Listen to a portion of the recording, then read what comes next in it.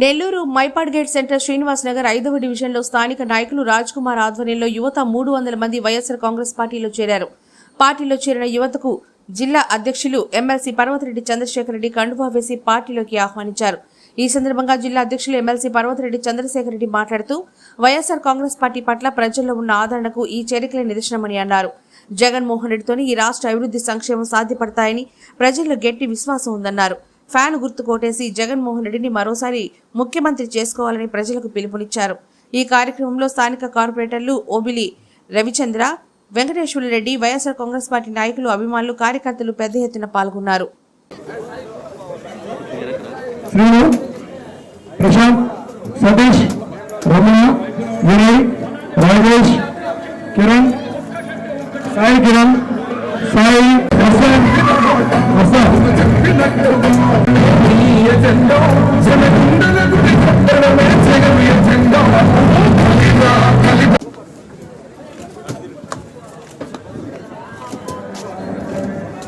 మీ బిడ్డ ఒక్కడే ఒక వైపున ఉన్నాడు.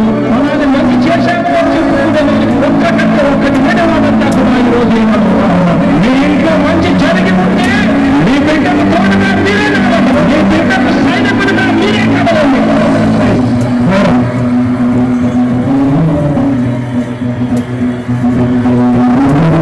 మీ ఇంట్లో మీ బిడ్డలను మీకు మంచి జరిగి ఉందా లేదా అని మాత్రమే ఆలోచన చేయండి. మీ ఇంట్లో మీ బిడ్డ వల్ల మీకు మంచి జరిగి ఉంటే మాత్రం మీ బిడ్డకు సైనికుడు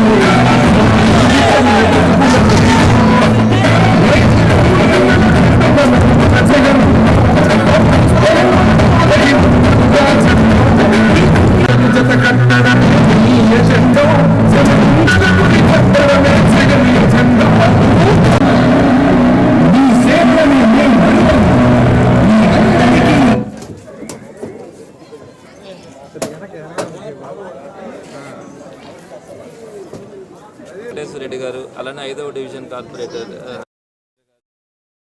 స్పోక్స్ పర్సన్ రవిచంద్రారెడ్డి అన్న, వీళ్ళందరి సమక్షంలో 4వ వార్డు అంటే 4, 5, 3 ఈ డివిజన్స్ నుంచి రాజ్ కుమార్ ఆధ్వర్యంలో ఈరోజు యువత అంతా కూడా వైఎస్ఆర్సీపీ పార్టీలో చేరడం చాలా సంతోషాన్ని ఇచ్చింది.